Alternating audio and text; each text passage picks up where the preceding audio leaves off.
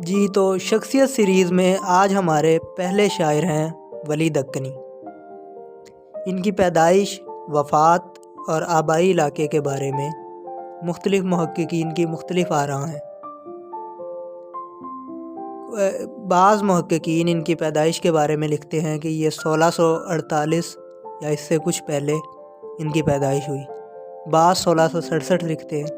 اسی طریقے سے وفات کے بارے میں بھی کچھ لوگ لکھتے 1707 میں ان کی وفات لکھتے ہیں، جبکہ ڈاکٹر جمیل جالبی کی تحقیق کے مطابق ولی 1730 کے بعد فوت ہوئے۔ ان تمام مباحث سے قطع نظر ہم اپنے اصل موضوع کی طرف آتے ہیں، ولی کی شاعری۔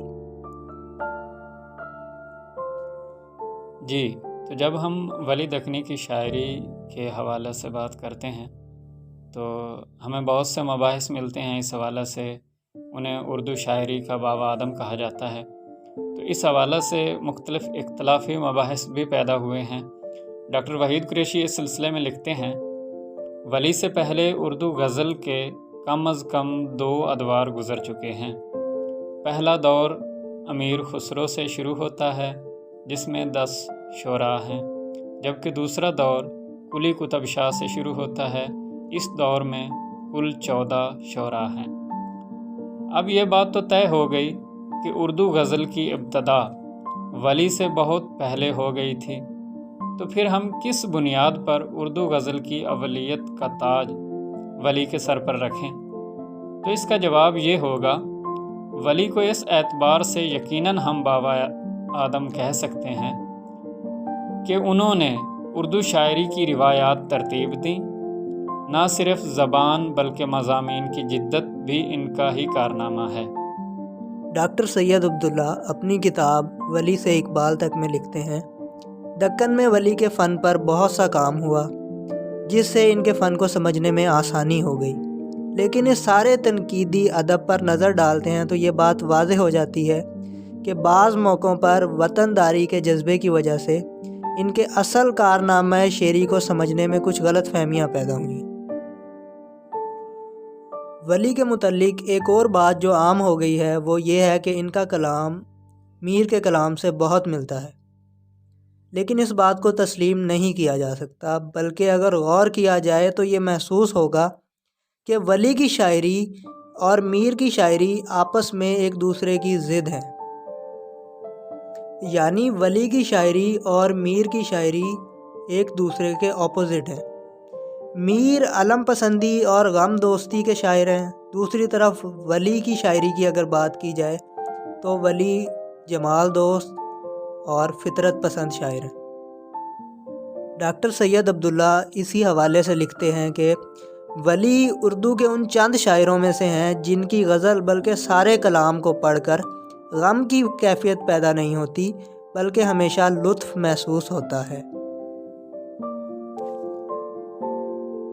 احساسات حسن کی شاعری۔ ڈاکٹر سید عبداللہ کے خیال میں ولی کی شاعری عراقی طرز کے زیادہ قریب ہے۔ اس سے مراد یہ ہے کہ ولی کے ہاں معاملات عشق کا بیان، احساسات حسن کے احساسات کی شاعری۔ ڈاکٹر سید عبداللہ کے مطابق ولی کی شاعری عراقی طرز کے زیادہ قریب ہے۔ اس سے مراد یہ ہے کہ ولی کے ہاں معاملات عشق کی بجائے حسن کے احساسات کا بیان زیادہ ہے۔ ڈاکٹر سید عبداللہ اس رجحان پر بات کرتے ہوئے لکھتے ہیں کہ ولی نے فکر کی گتھیاں نہیں سلجھائیں، انہوں نے زندگی کا کوئی دقیق فلسفہ اپنی شاعری میں پیش نہیں کیا، بلکہ ان کے ہاں چاند کی چاندنی ہے، آفتاب کی حسرت انگیز دھوپ ہے، ان کے ہاں پھول کھلتے ہیں، بہاریں ہیں، تو انہوں نے اپنی شاعری میں حسن کا فلسفہ پیش کیا ہے، نہ کہ زندگی کے دقیق مباحث کو اپنی شاعری کا حصہ بنایا ہے۔ اسی حوالے سے ان کے شعروں کی چند مثالیں ملاحظہ کریں۔ تیرا لب دیکھ ہیواں یاد آوے، تیرا مکھ دیکھ کناں یاد آوے، یعنی کہ اس شعر سے آپ اندازہ کیجئے کہ وہ حسن پرستی اور محبوب کے حسن کی تعریف کرتے ہیں، ان کے ہاں زندگی کا کوئی ایک مربوط فلسفہ نہیں ملتا۔ ایک اور شعر اس سلسلہ میں ملاحظہ کریں: دیکھنا ہر صبح تجھ رخسار کا، دیکھنا ہر صبح تجھ رخسار کا، ہے مطالعہ مطلع انوار کا۔ ولی کی شاعری کی ایک اور بہت بڑی خوبی سراپا نگاری ہے۔ سراپا نگاری سے مراد محبوب کے ظاہری حسن کی تعریف کرنا۔ تو ولی کو اردو کا سب سے بڑا سراپا نگار مانا جاتا ہے۔ ان کی شاعری میں جا بجا محبوب کے حسن کی تعریفیں ہمیں ملتی ہیں۔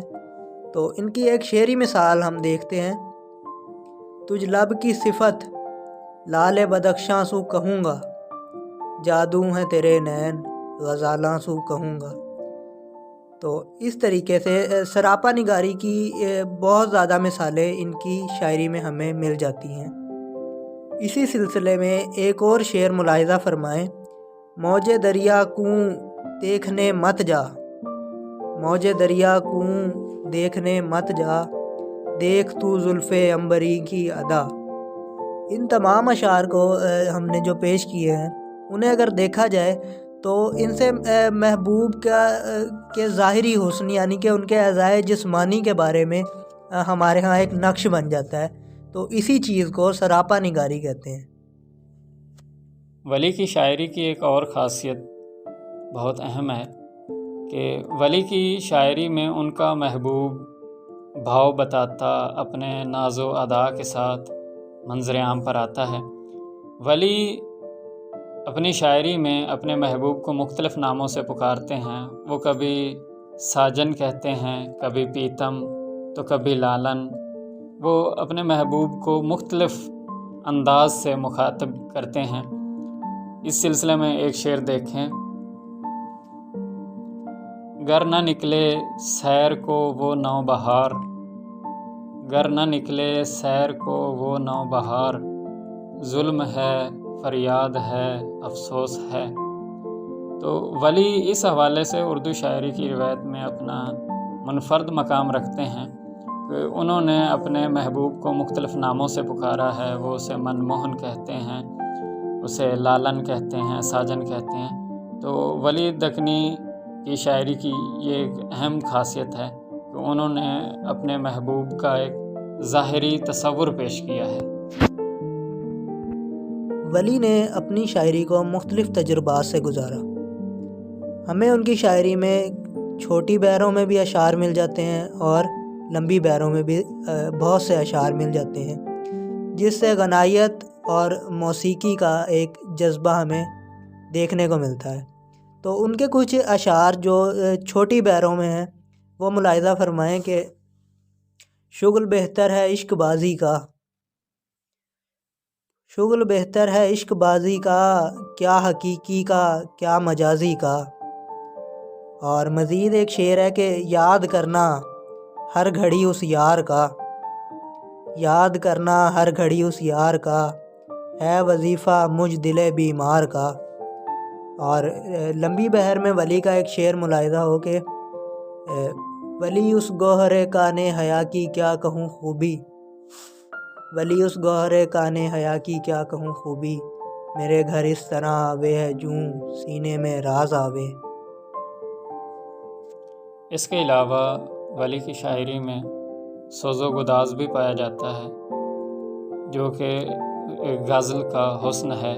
چونکہ غزل کے موضوعات میں واردات حسن و عشق، مہر و محبت کی داستانیں پیش کی جاتی ہیں۔ اس راہ کے مسافر کو قدم قدم پر مشکلات پیش آتی ہیں، اسے تلخیاں سہنا پڑتی ہیں، بہت سی رکاوٹیں عبور کرنا پڑتی ہیں، جی جی کر مرنا اور مر مر کر جینا پڑتا ہے۔ اس لیے ان معاملات اور تجربات کے بیان میں سوز و گداز کا عنصر لازمی طور پر شامل ہو جاتا ہے۔ ولی کی غزلوں میں سوز و گداز کا جو عنصر ہے وہ بہت کم پایا جاتا ہے، لیکن وہ اپنی خوبصورتی کے لحاظ سے اور بیان کے لحاظ سے وہ اپنی انفرادیت رکھتا ہے۔ تو اس سلسلے میں ایک شعر ملاحظہ کیجیے: نہ ہووے اسے جگ میں ہرگز قرار، نہ ہووے اسے جگ میں ہرگز قرار، جسے عشق کی بے قراری لگے۔ تو یہ ایک ان کی شاعری میں سوز و گداز کی کیفیت ہے، ایک تھوڑی سی کسک ہے، اتنا زیادہ غم نہیں ہے کہ وہ تڑپ کر رہ جائیں یا وہ اس کو اپنے اوپر سوار کر لیں۔ بہر صورت ان کی شاعری میں سوز و گداز کے کچھ عنصر ملتے ہیں۔ اسی طرح ایک اور شعر اس سلسلہ میں ملاحظہ کریں: مت غصے کے شعلے سوں جلتے کوں جلاتی جا، مت غصے کے شعلے سوں جلتے کوں جلاتی جا، ٹک مہر کے پانی سوں تو آگ بجھاتی جا۔